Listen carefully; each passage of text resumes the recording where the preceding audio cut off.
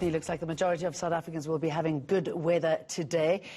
Before the weather, we were cut off from talking to Thulisile Madonsela. And Professor, you were talking about how many South Africans, 27 years on of democracy, are still in shackles. And I asked you if this problem, this pain, is exacerbated by the sort of empty promises that many politicians make.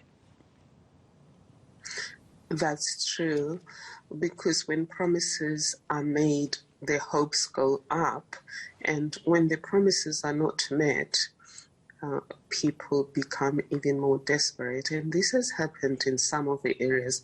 Free education was promised since 1994, and we've seen since the fees must fall rising that young people are angry that we still haven't delivered on free education.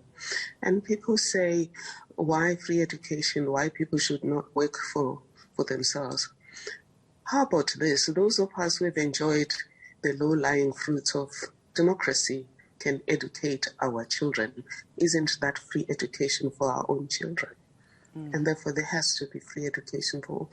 But the worst part has been in the areas of water delivery, RDP housing, roads, and schools infrastructure. Those are really sore points because they create a very uneven playing field insofar as personal development and economic advancement. I mean, certainly exacerbated the fissures there. You also talk a little bit about, and I'm quoting here, about the RET and the message there, and your worries about how it really has come down to black versus white. And it seems that in the last couple of years or so that there's been growing racism. What can we do to stop that? Well, we firstly have to acknowledge that we are a society that is built on racist DNA and continue the non-racism message that Nelson Mandela, Oliver Tambo, and their predecessors preached. And all of us have to do our best to end racism where we see it. But again, people who are in conflict with the law for reasons of corruption, fraud, and related improprieties are mining the dissatisfaction about some remnants of racism, and they're creating racial polarization by cultivating reverse racism. All right. It's a holiday. What can we do to lift our spirits? I mean, I know you work with so many communities, both in South Africa and abroad. What do we have that we can hold on to and be proud of and take it into the next generation, the next 10 years? Well, firstly, we have to just acknowledge that today is better than yesterday. And we've had 27 years of peaceful elections.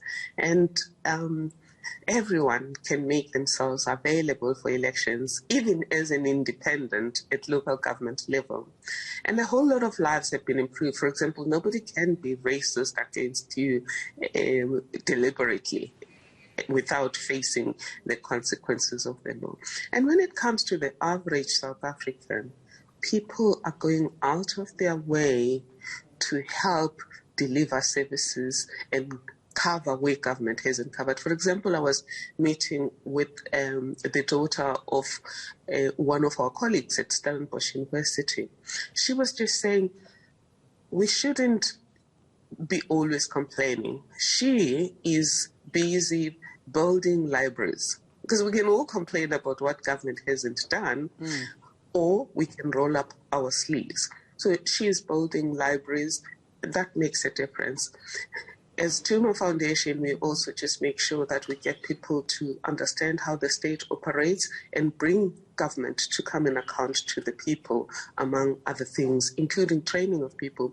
At Stellenbosch University, we have this M plan for social justice, and we think if people can just join us so that we can join hands to hold government accountable whilst playing our own part to move the needle so that no one is left behind. And all of this, we can do it anchoring our efforts on the UN Sustainable Development Goals. And a hopefully revised national development plan. Okay, let's do it. We're going to be holding government to accountable and doing it ourselves, possibly. Professor, always good to talk to you. Thank you, and I hope you get some time off today.